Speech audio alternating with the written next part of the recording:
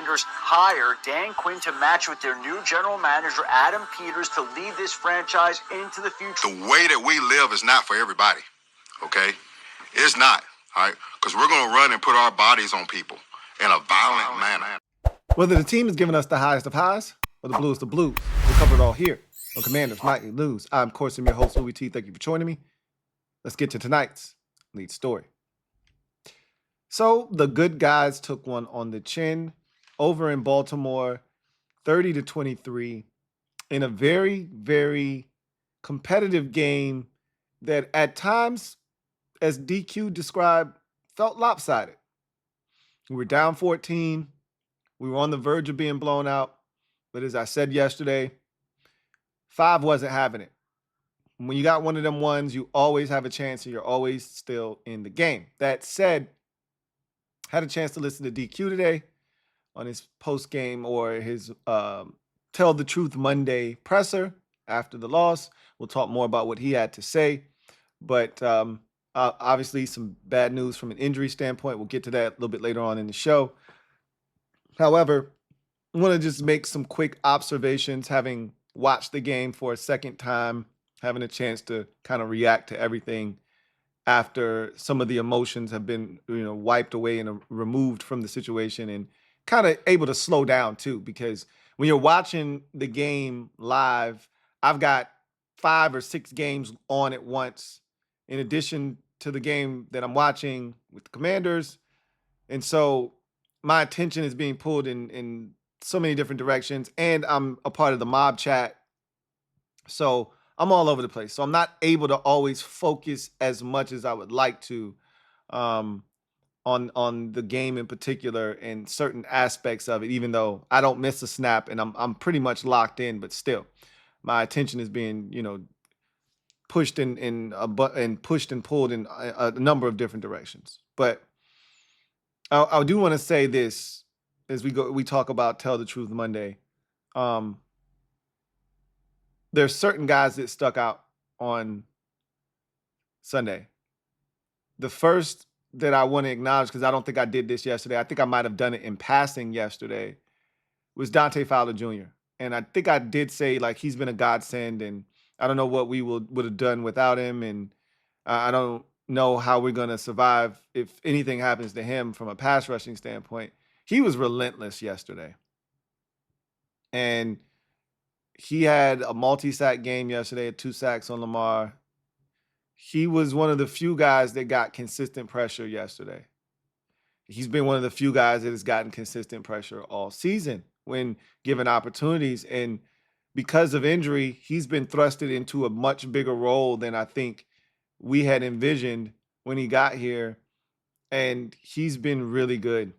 I mean, really, really good. Lead the team in sacks good, which is what ultimately I think he's going to have to do now with the injury to Dorrance Armstrong. And obviously with the, Bama wall being somewhat fractured now, with one half of that being down, we're really going to have to rely heavily on Dante Fowler Jr. to be that guy off the edge. And he was yesterday. And for a lot of this season, he has been. And he had been close a lot. He finally was able to hit home, I think, for the first time last week. Maybe he got one in the Arizona game because he was close in a number of games this season. I think his first sack might have come in the Arizona game, if not definitely last week against Cleveland. But he had 2 yesterday, and he was phenomenal. And he's going to have to be the guy moving forward if we are to get pressure in one-on-one situations. We just don't have a lot of guys that can win in those situations. He's one of the few, and we're going to need him to continue to step up. Got to acknowledge Zach Ertz. Ertz was really good yesterday. Had the 4 catches, 68 yards, was really impactful over the middle of the football field, got down to the 1-yard line on the catch before the sequence of downs that set up the Terry 4th down catch. He had the drive starter on the first down where he caught that deep over route. He was really good yesterday. And the Ravens had issues defending tight ends this season. They'd struggled in that department. So I'd heard a lot of people saying this should be a Zach Ertz game, and it took him a while. I don't think he really had a catch until either the second, late second on the drive right before the half, or the third quarter. Like it took him a while to get activated, but once he got involved, he started to be a big part of what we were doing. And so it was good to see him get involved in this game and have an impact. He still has yet to find the end zone, did have the 2-point conversion catch against Arizona, but still has yet to find the end zone. I'm assuming that that's going to happen here shortly, over the next week or two. It was good to have Noah Brown back. You know, he was instrumental in some early success in this game. He didn't have as big of a role late, other than the pass interference that he drew. But early on in this game, it was so good to have him back. He made a number of big catches early in this game to keep us within striking distance. So it was good to have Noah Brown back in the mix at the receiver position. Now for and it was good to see Mike Sainristil. I think he's getting more and more comfortable. We're seeing less and less of him being targeted, and maybe that's just because it's easier to go at Benjamin St. Juice. But I mean, how many times did you see Mikey Sainristil targeted yesterday? How many times did you see Mikey Sainristil targeted the week before against Cleveland? I mean, I don't know if this is a concerted effort to go away from him, or if there's just good coverage over there. But or my thought process is that Benjamin St. Juice is getting the number one assignment every week, and he's not a number one corner. So if my number one guy is going up against a guy who is not suited to cover number one receivers, he should theoretically get open. So that's where I'm going to go with the football, and that's what it seems like is happening on a weekly basis. I don't know if there's a direct correlation to Mikey Sainristil playing good coverage, or if it's just, hey, I got my best guy against a guy that's not up to the challenge. Let me go there. Whatever the case may be, teams aren't really targeting zero. He had the pick yesterday. He's getting better. I love Noah Igbenogany in the slot as well. And so I think right now, 2/3 of the secondary is playing really well. And not that Juice is terrible, and like some of you are going to, he was put in some tough situations. Let's tell the truth. If we're going to sit here, we're going to tell the truth. Let's tell the truth. And even DQ said it, and I said it yesterday. He was put in some tough situations. You can't take away everything. And I said this after the game. You can't take away everything. And we already know what Juice is. You guys have this unrealistic expectation of what you want this man to be. He's being put into a tough spot, being asked to do things that he's frankly not capable of doing, but we don't have options. Who are you going to turn to, Emmanuel Forbes? I contend that a game like yesterday, where you're going to be forced to play so much man coverage because of us having to try to stop the run with Derrick Henry and Lamar Jackson, that was supposed to be a Michael Davis game. That was supposed to be a Michael Davis game, but he can't tackle. And the last thing we needed was Michael Davis being in one of those at least Juice got guys on the ground after they, caught the ball on him. The last thing we needed yesterday was one of those 25-yard catches, a broken tackle, and it turns into a 52-yard touchdown. That's the last thing we needed yesterday. So you can't put Michael Davis in the game for fearing that he can't get guys on the ground after what he showed us in week 3 versus the Giants, or week 2 versus the Giants. So I understand why you can't put him on the field. So at this point, you're stuck. Juice was put in some tough spots. If you're going to blitz, you got to get there. If you don't, and he's got that much time to throw the football on those deep over, somebody's going to be open. You can't give a quarterback that kind of space to operate, that kind of time for guys to work to get open and expect the results to be favorable. I thought that the officiating was porous. Going back and watching and seeing how many calls they missed on our behalf and how they impacted the outcome of this game, it was significant. Again, I'm not a big referee, blamer, because they're human. Mistakes happen on both sides. There are times where we get the benefit of the whistle or the lack thereof. So who am I to complain? It usually evens itself out at season's end. So I don't try to do too much complaining, but it was rough. Some of those calls definitely impacted. They picked up, some flags during the course of the game that would have benefited us, and most notably the Terry flag. We ended up scoring a touchdown on that possession anyway. So, it's only the ones where points wouldn't have been scored if you're the defense, or, points, did get scored, but didn't get as many points, or you didn't get any points when points would have been scored had they thrown the flag, right? The Noah Brown pass interference, for instance, that they didn't call on the third down. That was a horrible missed call because we then had to, I believe, settle for the 55-yard field goal, right? You give us that call, who knows what that possession turns into? I mean, it could have easily turned into a fumble or an interception, but it also could have turned into a touchdown. We don't know, and we'll never know. The Ravens got the benefit of a pass interference that was bogus, and even DQ, who tried to play it coy because he doesn't want to get fined, and I understand, but he was like, I really can't, I didn't have the great vantage point of the second one, but the first one, he got caught with his hand in the cookie jar. Speaking of Benjamin St. Juste, because he was flagged on 2 third downs for interference. The second one, he was like, yeah, I didn't have a great view of that one, but sometimes when a guy falls down, they just assume that was a bad call. Let's just call a spade a spade. It was a bad call. And the Ravens were going to get no points on that possession. They were going to have to punt, and they were allowed to keep that drive alive, and they ultimately got points out of that drive. So that was a big play, right? That was a humongous call that hurt us badly because that was an opportunity. They ended up getting a field goal and extending the lead to 30-20. That was the opportunity to get the ball back to 5 with a chance to, tie or win the game. And instead, they ended up getting a first down and ultimately got points. So that was a big call. But they picked up, they didn't throw a flag on the late hit on Jaden. We could have used that early in the game when we were struggling. And, there were other calls that didn't go our way, but it is what it is.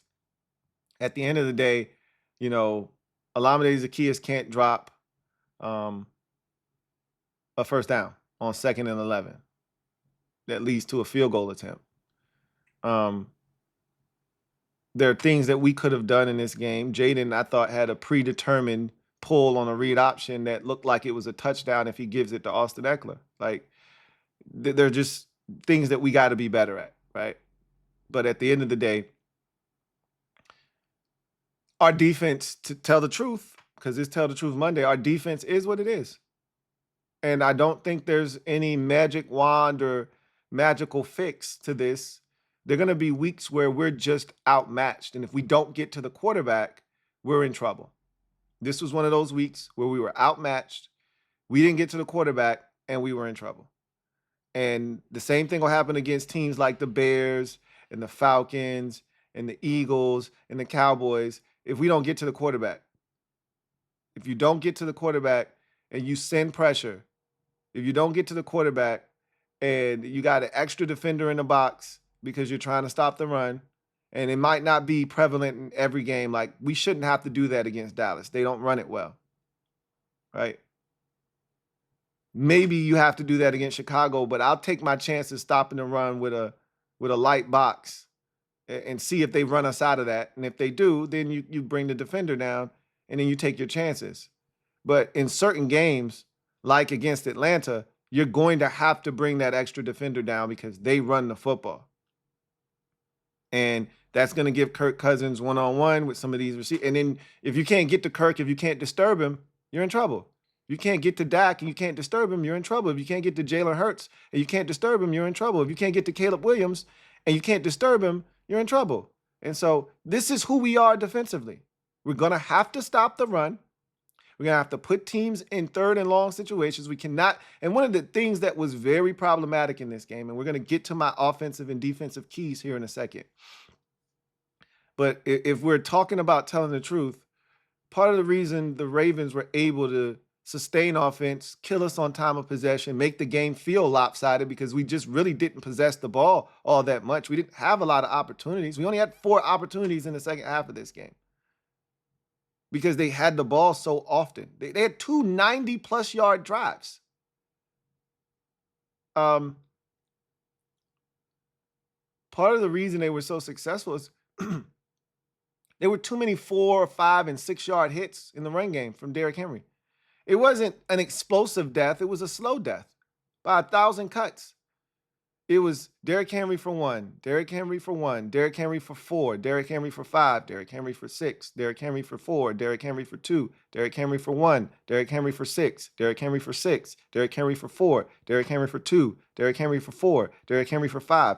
That's how it was in the game. And so it kept them in a very manageable third down situation if they got to third downs. They only had 10 third downs on the day.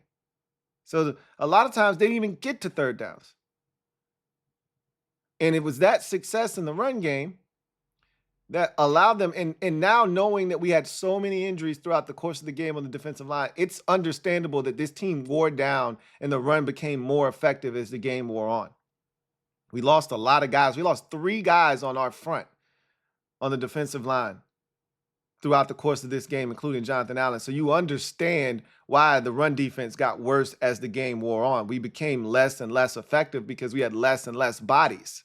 Guys were out there for much longer and they were tired because the run defense was solid in the first half. Anyway, here's the biggest truth from Monday, and I said this, and if you want more explanation, if you want more of me, talking about this in particular, I put out a video that I did in conjunction with Bleacher Report on the channel the day after reaction. But the overarching theme for the day is we're the best team in the NFC East. Period. You want more explanation? I went into thorough details as to why, and even talked about us and where we stand in the conference. If you haven't watched that video, check it out. Let's get into my offensive and defensive keys. This was our worst performance of the season from an offensive and defensive keys standpoint, and yet we lost by a touchdown. So, like DQ said, it felt lopsided, but we were still in the game, and that's a testament to who we are as a team, how well we're coached, and also having one of them ones. Who are we kidding, right? Offensive keys. Number 1, win first and second down to set up manageable third downs. We didn't do that consistently throughout the game. We got no points there. I felt like our first down offense was actually very effective when we went play action fake and took shots. And when I say shots, I'm talking like Ertz for 18 or 24 to kick off a drive. We had another one where we went play action fake to Terry over the middle of the field, and that was like 15 to 17 yards to start off a drive. I thought we were very successful on play action fake first down, 15 to 20-yard completions. I thought we were really effective there. The problem was when it wasn't that, it was no gain of 1, gain of 2 at the most, or incomplete because we weren't running it effectively or enough on first downs. And so you put yourself in that second down situation. Well, if you threw it on first down and the Ravens are the best rush defense in football and it was incomplete on first down, well, now kind of find yourself in a tough spot. For the first time this season, I think Jaden had a couple of balls batted at the line of scrimmage. That hadn't been an issue all season long. And so I remember one where Ertz was wide open on a 2nd and 8. He wouldn't have gotten the first down, I don't think, but he would have definitely gotten to a 3rd and 1, if not gotten the first down. 3rd and 2 at the worst. It gets batted, now it's 3rd and 8. You know what I mean? And so that's the kind of thing that was happening in this game. We just found a way to 3rd and longs too often, and it did not benefit us in this game, and it hurt us on 3rd downs, obviously. Stay committed to who we are. This was the first game where I didn't think we did that. And you can blame not having Brian Robinson as one of the reasons why you could say that the Ravens had the number 1 ranked rush defense. These are all reasons that you can use, and I'm listening. But at the end of the day, it doesn't matter who we're playing, what they do well. We have to stay true to who we are. And look, there are ways to do that without compromising the game plan, because again, yes, the Ravens are the number 1 rush defense, and so it may not make sense to bang your head up against a brick wall. It may not make sense to run at the number 1 rush defense consistently and expect great results.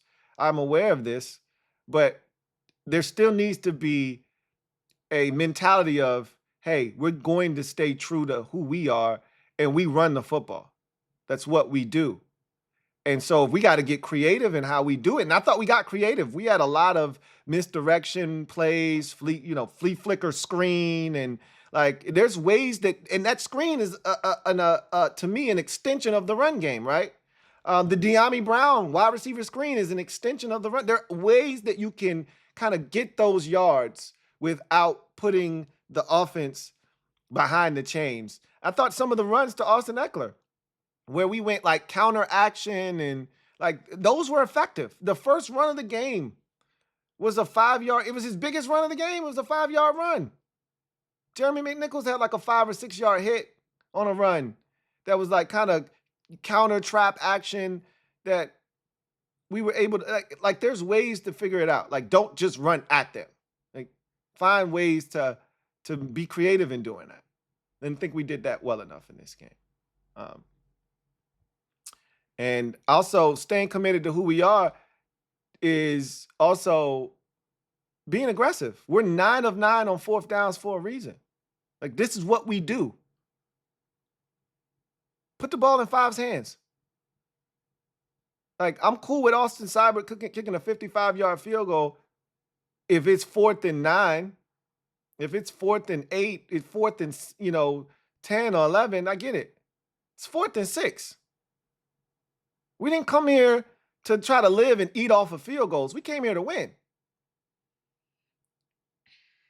It's 4th and 5 from the Ravens' 44-yard line. I'm not here for a Tressway punt pinning them at the 5-yard line when they already had a 93-yard drive go all the way to the house.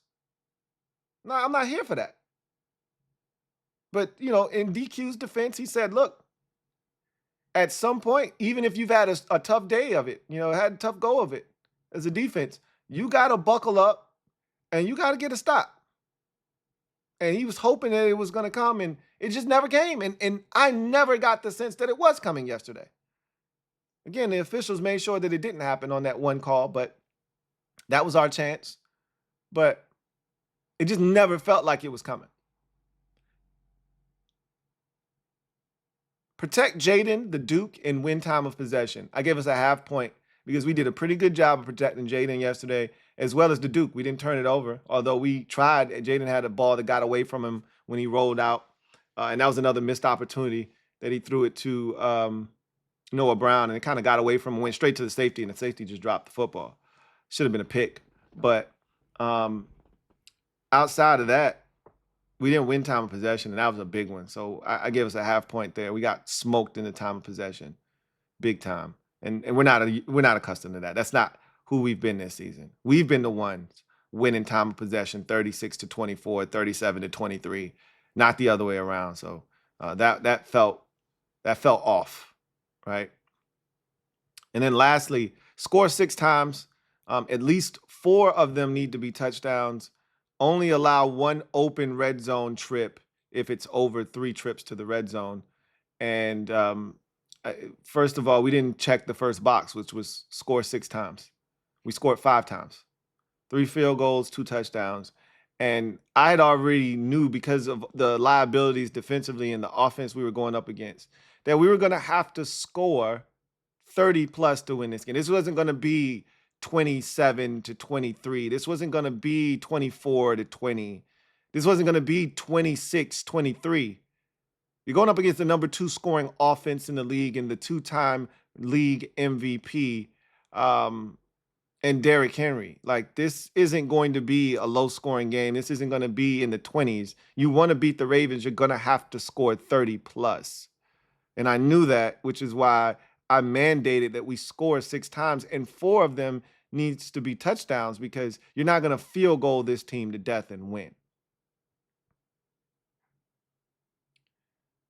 So unfortunately, we didn't get the job done. It was good to get to the red zone and score touchdowns, which is what we did in this game. I think we might have had 1 open trip. Let me check. That first possession, I think just got into the red zone after the interception. And I think that one if I'm not mistaken. Obviously ended with Jaden getting sacked and us having to settle for a field goal. So I think we were probably 2 of 3, if I had to guess, 2 of 3 in the red zone. Yeah, the Ravens were 3 of 4. We were 2 of 3 in the red zone. And I told you, we couldn't have an open red zone trip until we got past 3. Like if we had only 3 red zone trips, which we did, it needed to be 3 of 3. Once you got past 3, you could afford 1 open trip. Like the Ravens had 4. They were 3 of 4. You could afford that because you already have 3 touchdowns by then. We couldn't afford to have 3 red zone trips and one of them not go for a touchdown. It wasn't that type of party. So, of course, we got no points for that one either. So half a point offensively. It's the worst offensive output we've had from a point standpoint from the keys to the game this season. Even the Tampa Bay game wasn't this bad, right? Again, expectations have changed. I would have never said score 6 times, 4 of them be touchdowns in week 1 versus Tampa Bay, or week 2 versus the Giants, or even week 3 versus Cincinnati, right? Expectations have changed. That's a good thing. Defensive keys. First one was slow down the Ravens' rushing attack. I gave us a half point, and I know the Ravens still rushed for probably 170 yards in this game. Lamar had a big one in the second half. Derek had a big one in the second half. But as you know, there were circumstances that were out of our control with injuries. And I thought it wasn't like there was no dynamic, explosive Derrick Henry highlight run. It was just systematically them breaking us down, us getting tired over time. And you got to give them credit. Got to give them credit. I thought they did a good enough, like from where we started to where we are now, from a rush defense standpoint. If the same rush defense that we saw in the first 4 weeks of the season had shown up in this game, we would have given up almost 300 yards of rush offense. The fact that the last 2 weeks, the rush defense has stood tall and given us a shot is progress. We're moving in the right direction. You won't see much better, rush offense than the one we just faced in week 6 versus the Baltimore Ravens, especially with the 2-headed monster of Lamar being added into the mix along with King Henry. You're just not going to see that again. So I didn't think it was as bad of a performance on the ground. Where we really got hurt was in the secondary, not being able to stop the pass. And part of that is we were dedicated to stopping the run. And I told you, I prefer us stop the run and make Lamar beat us with his arm. And he did. Shout out to him. Next defensive key, limit the explosives and Lamar out of the pocket, especially of the run variety. I wanted so badly to give us a half point here because we really did keep Lamar in the pocket, but he didn't have to run because there wasn't really that much pressure on him. And frankly, there was way too many explosives. How many plays of 20 yards or more did the Ravens have in this game? A bunch of them. Too many for me to even count. The first possession is Zay Flowers wide receiver screen. I talked about the Derrick Henry run late in the game when we were trying to get a stop on a 2nd and 8. Lamar had a big run that was over 20 yards in the second half.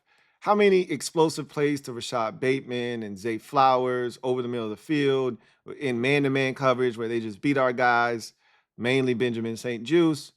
And it was a big play. I think Mark Andrews had a big play on a corner route. It was just too many big plays, man. Too many explosives. No, none of them went for 56 and a touchdown, but enough of them allowed the Ravens to get out of bad field. Like, we won field position. They started pinned up against their own end zone, and every time, big explosive, 26 yards, 24 yards, or 18 yards, and then, eventually they're past midfield, and then, like, damn, how many of these are we going to give up? At some point, I threw my hands in the air and said, all right, we got to actually blitz with the intent of, hey, if Lamar breaks contain and gets out and runs for a touchdown, so be it. But we can't keep sitting on our hands and allowing him all day to sit back there and allow these plays to go for, 27. And, like, they're killing us, man. At some point, you just say, okay, all right, I see what it is. They're going to get us anyway. Either you're going to do it fast so we can get the ball back to our offense, or we're going to get you. But we can't just sit here and let you continue to pick us apart. So no points there. Too many explosives given up in this game. Key in on the tight ends and Justice Hill. I actually gave us a full point for this. The tight ends didn't kill us. Andrews had the touchdown catch on the third down, which it hurt. It was a good throw by Lamar. I would have loved to have seen us be a little bit more aware. That's zone coverage. Percy had absolutely no one in his zone on that play. There's no one on that side of the field that's an eligible receiver. Why are you just standing there, right? See the receiver coming up the field, up the seam, and just go play him. Go plaster to him. Why are you just standing there defending grass, right? Just be a football player at that point. And then you had the big one, on the corner route, but we didn't hear from Isaiah Likely really in this game. And Justice Hill was a non-factor. So all in all, by and large, we got hurt by the receivers. The tight ends and Justice Hill really didn't hurt us in the pass game as much. Mark Andrews did have a couple of big catches, but he wasn't a major, major factor in this game.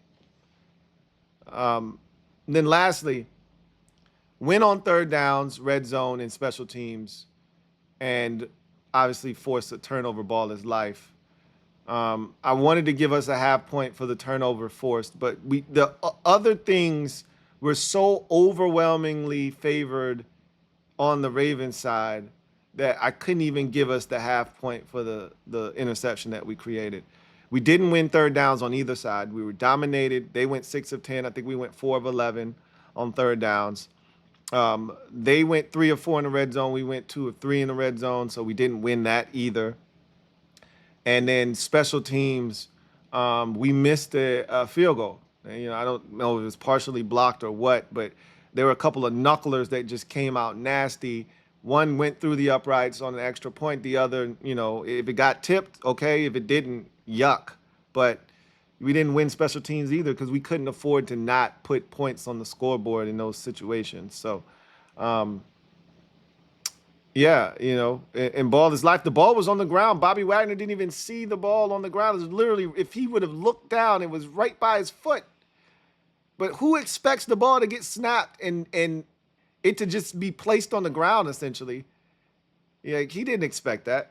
So I can't be mad at him. But that ball was on the ground. Now, after the interception, that's the second possession of the game. That was a chance for us to take it away. And have great field position for the second possession in a row because of a Ravens miscue. And we didn't take advantage, right?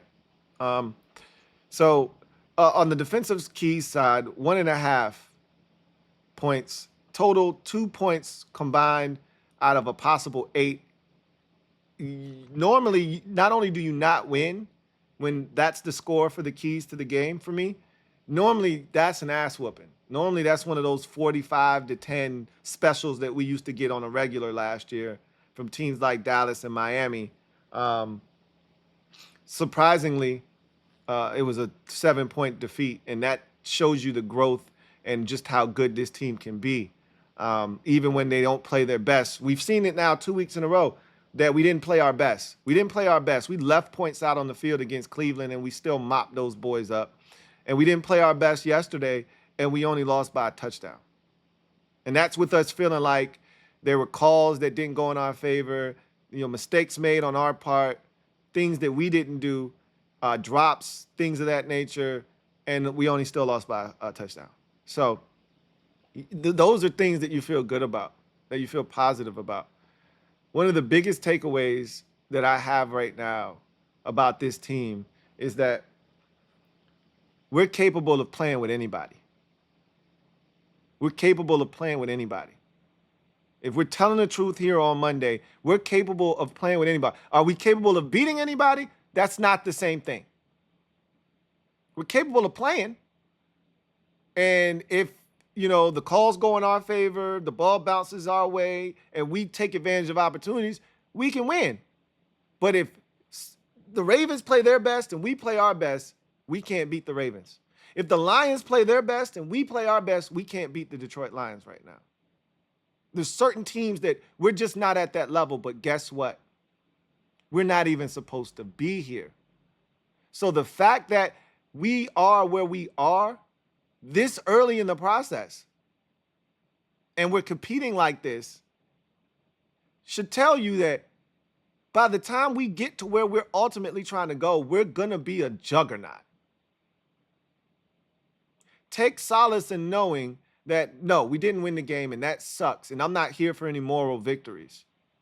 But understand that we're good enough to compete and be in the mix. I'm not even talking making the playoffs. If we do what we are supposed to do, if we play to our strengths, if we play our brand of football, we are the best team in the NFC East. We will win this division if we play our brand of football and stay true to who we are and keep 5 upright. I'm not talking just get to the playoffs and, oh, they were a tough out. I'm talking about we could end up in the NFC Championship game. We may not be able to win that game, depending on the opponent, but we might be able to get there. We're that good right now, and we're only going to get better. Injuries obviously are a part of this thing. Speaking of which, let's transition to in other news, where we got some bad injury news. We'll talk about that here in a second. But before we do that, or jump into what DQ had to say today, those two things kind of tie in together. Let's take a look at the snap counts from yesterday's game. So start on the offensive side. 59 total snaps in the game. As you can see, the offensive line played the entire game. All 4 of them, obviously they're doing the left tackle switcheroo thing. But the other 4 guys, it's good to see Allegretti play all 59 snaps. And it's that continuity is key, man. Keeping these guys healthy, knock on wood, and keeping that continuity in front of 5 is big. Terry played 47 snaps, as did Zach Ertz. That's a lot of snaps for Zach Ertz, by the way. 80% of the snaps. Eck played 44, which you knew he was going to see an uptick in his snaps with no Brian Robinson Jr. Noah Brown played 38 snaps, which is 64%. Brandon Coleman actually played 1 more snap than Cornelius Lucas. They've got to be counting snaps at this point. They got to be. There's no way every game one or the other is 1 snap ahead of the other guy, because it's just no way. They're counting snaps at this point. So now we've seen a changing of the guard from Coleman being at 49 and Cornelius Lucas, Cole Luke being at 51 to now Coleman is at 51 and Cole Luke is at 49. So I wonder if at some point we'll see, Coleman go to 55 and Cole Luke go to 45, or if we stay at this 51-49 thing, we'll see. But Coleman played 51% of the snaps with 30, and Cole Luke played 29 snaps at 49%. OZ played 39% of the snaps, 23 snaps total. Both Jeremy McNichols and Luke McCaffrey played 22 snaps, good for 37%.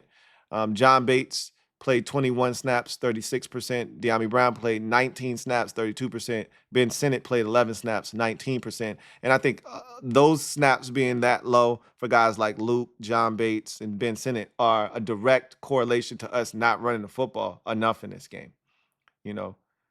Just having 18 rushing attempts.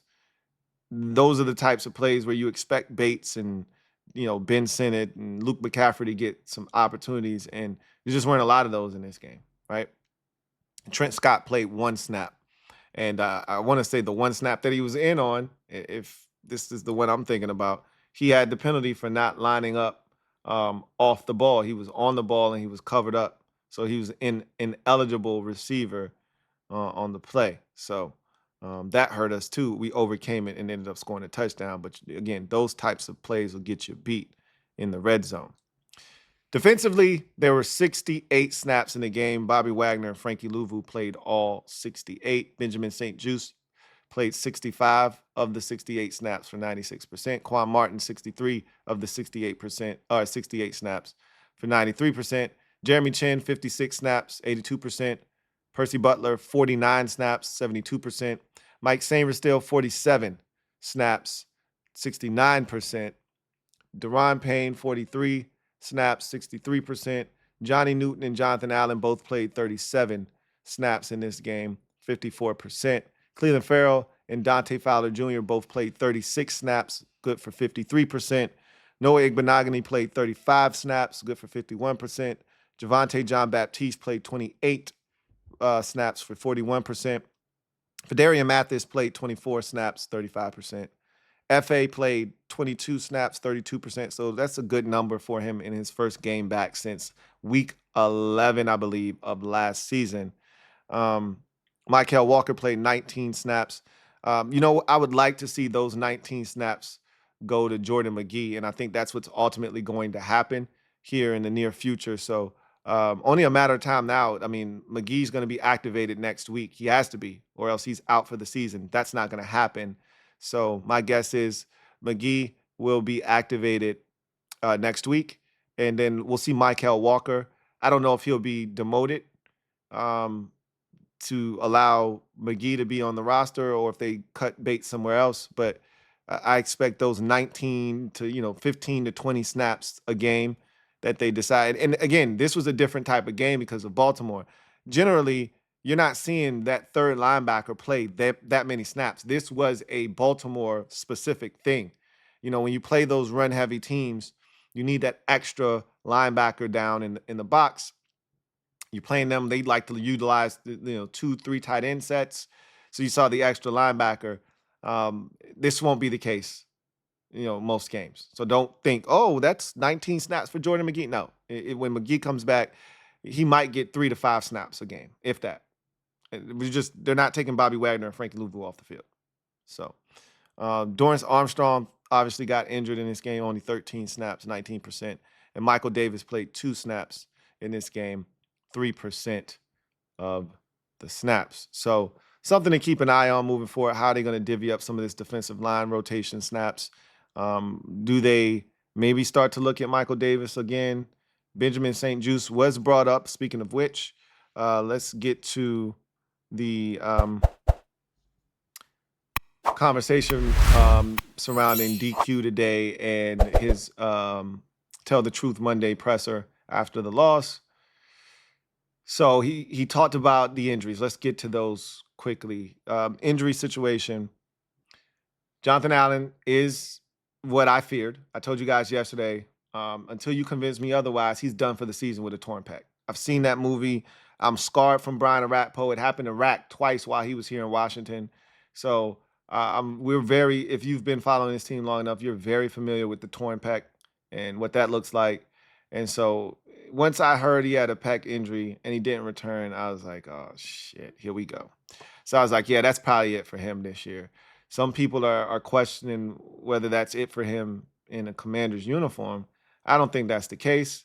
I don't know what his financials look like as far as next year and if they want to cut him with the number looks. I don't even think that's something they're entertaining right now. We're not strapped for cash. You don't have to do anything rash if you don't want to. We got the second most cap space going into next season right now, assuming that the cap goes up a certain amount. But whatever the case may be, right now, projected-wise, we should have the second most cap behind New England, I believe.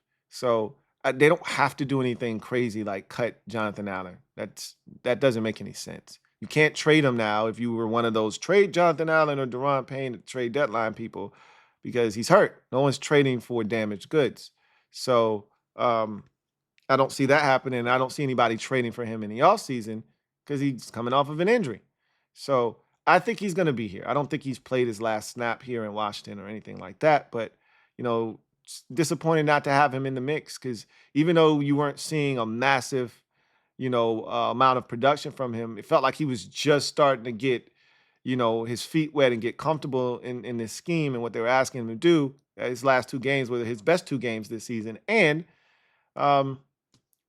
before he got hurt, Derrick Henry wasn't having a ton of success, Then he gets hurt, got hurt on the third quarter 7-yard run for the touchdown. And that's when it felt like Henry started to really get busy after that. So, anyway, Dorrance Armstrong, rib injury, oblique, DQ said. So they're getting more imaging and testing done for him to see the severity of it. Doesn't sound like he'll be back in the near future. This could possibly be an IR situation. It just, again, all depends on the severity of it. My guess is there's a trip to IR, the short-term IR in his future, and we won't see him until, you know, probably we get into divisional play, right? That's what it sounds like. Or not even divisional play. We've already played the Giants and we have the Giants again. But maybe he'll be ready for the first Eagles game. That's the hope, right? We'll see. And then Javonte John Baptiste has ankle sprain. So they'll find out the severity of it and then go from there. So a few guys down on the defensive line. And, he was asked about replacements. How do you replace those guys? And I told you we already have some in-house options. They got Carlos Watkins. They have Sheldon Day. So those seem like guys that'll immediately be brought up if, these guys can't go. FA coming off of the pup helps to mitigate some of that. So it's not as dire, and then Johnny Newton's going to have to step up. Fedarian's going to have to step up, obviously. And you're probably going to just add in a Sheldon Day or Carlos Watkins or both into the mix. Jamin Davis will probably be active, especially if Javonte can't go. And we just need everybody else to stay healthy. That's the gist of that. We need everybody else to pretty much stay healthy at this point. DQ talked about, the game and the feeling after the game. And he said that the guys were pissed off, about the game, but more so because they felt like they left opportunities out there, right? They didn't do some of the things that they thought they could have done to impact the game, the outcome of the game a little bit more. But I got that sense listening to them that they know they let some opportunities slip, but this was a part of the process. I talked about this before the season started, that it's going to be a roller coaster. There are going to be games where you're going to come away frustrated because the opportunities were there. The biggest thing that I can tell you right now, and I should have said this at the top of the show on Tell the Truth Monday, is that the expectations have changed. We're going to expound upon that tomorrow. Matter of fact, I'll save that for tomorrow. That'll be a talking point for tomorrow's show. I think that's a big one. But DQ talked about, feeling like this game was lopsided. When he said that after the game yesterday, it didn't sit well with me. I was like, no, we didn't get dominated here. And then, but we did. We did. We got kicked. We got our teeth kicked in time of possession wise. We got dominated on third downs. We let Lamar Jackson do whatever the hell he wanted to do from a passing standpoint. Man had never had a game in which he threw 200 yards receiving to wide receivers and still had 100 yards rushing. And we allowed that to happen. They had two separate 90-yard touchdown drives. Yeah, we didn't force a punt or anything of that magnitude in the second half of this game. We let them control this game, and we only lost by a touchdown. But it felt like we were down 14. Who are we kidding? If you don't complete 4th and goal to Terry to tie the game up or to cut the deficit in half, this is a blowout. And the lopsidedness does feel real. But he was right. He talked about the development and the evolution of Jaden, and he said, some of the biggest plays. First of all, I told you guys yesterday, the accuracy yesterday that was showcased was otherworldly. Like, we got one of them ones, man. And DQ said some of the throws yesterday, he's like the accuracy on some of those some of his best throws of the season. And your first thing you think of is Cincinnati, but bro, the location on some of these throws yesterday, what? I mean, unreal. He talked about one play in particular, and I'm glad he brought this up because I remember thinking in a moment, damn, that was so smart. He said the biggest improvement they've seen from Jaden is just his awareness of game situation and just playing the position. So the example he gave was we're in the 2-minute before the half, and Austin Eckler is on a flare route in the flats, and he's 2 yards behind the line of scrimmage. You throw it to him, there's a Ravens defender waiting on him. It's probably either going to be a loss of 2 inbounds or it's going to be a no gain out of bounds. Either way, it's not worth the risk, right? You know how many quarterbacks? 29 of the 32 NFL quarterbacks throw that to their receiver, and end up having to use your last timeout right there on some dumb, oh my God, why did you just do that shit?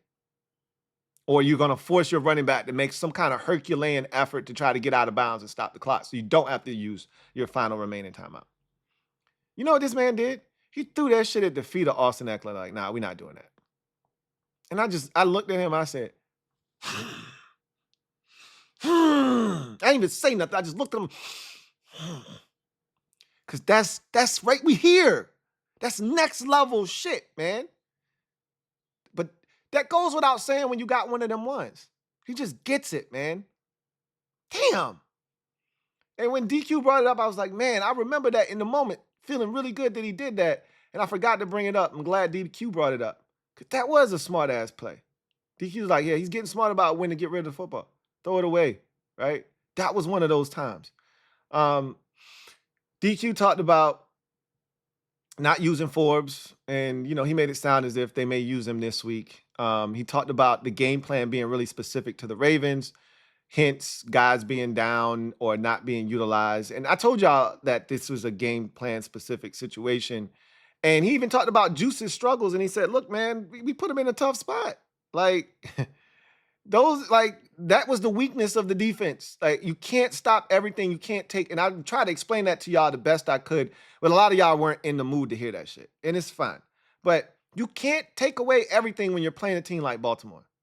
You got to take away certain things and live with the results and hope that it's enough. And they were able to exploit us in the secondary where we were weakest. And again, if you're going to blitz, you better get there. We didn't get there. If you're going to load up the box to stop the run and then it's a pass, you better get there. And we didn't get there. And so we struggled. So he talked about a lot of those things. He talked about, you know, can this team be a playoff team? This, that, and the third. Have the expectations changed from the start of the season? You know, and he said, no, we set the goal to win the division. That's always the goal that you set at the beginning of the season before you even play a game.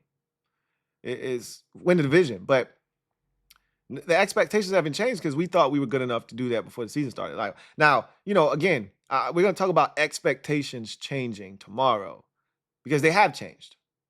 You know, from week 1 to week 6, now going into week 7, the expectations have changed greatly. But in his mind, no, that's what we were always supposed to do, right?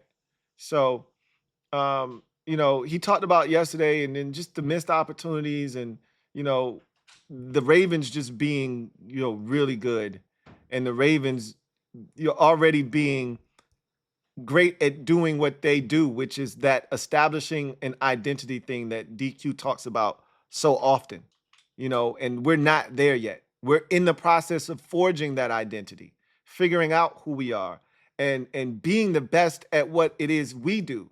We're not there yet. And yesterday was one of those reminders of, hey, you still got a ways to go. Like, you have not arrived yet. You're still learning. You're still growing. This is one of those battle scars that you take and you learn from. But make no mistake about it, we will continue to get better. We will strive for greatness. We will aim for perfection. But yeah, you know, the Ravens, they're light years ahead of us. And that was no secret, right? That was no secret. So, you know, those were all of the things that DQ kind of pointed out in his press conference. It was a good presser. And the good thing is this team is, I don't think there's any hangover effect. I don't think you'll see a team show up and be lackluster against Carolina. I just think this team is just too locked in. They're too selfless. They're too well coached. I just think the vibe is just so good right now. Right? Even after a loss, I'm like, man, we a problem. And it ain't just because of the players. It ain't just because of 5. It's because of everything. We a problem. And I feel like that even more so after watching yesterday. Because for the last 2 weeks, and I said this already, we didn't play our best. We didn't play our best. We left a ton of opportunities out on the field against Cleveland, and we were resting our starters at the start of the fourth quarter. we didn't play our best yesterday. You know, we missed the opportunities. We left opportunities out on the field. You know, some circumstances happened to us that we couldn't control. You know, we missed a field goal, all of that stuff. And we were right there despite all of that. The Ravens tried to run away from us. The Ravens tried to blow us out. And we were right there. And so you start thinking about missed opportunities, you know, us not taking advantage of, you know, situations, us not staying true to who we are. And you factor all that in and you say, man, that wasn't the best version of us.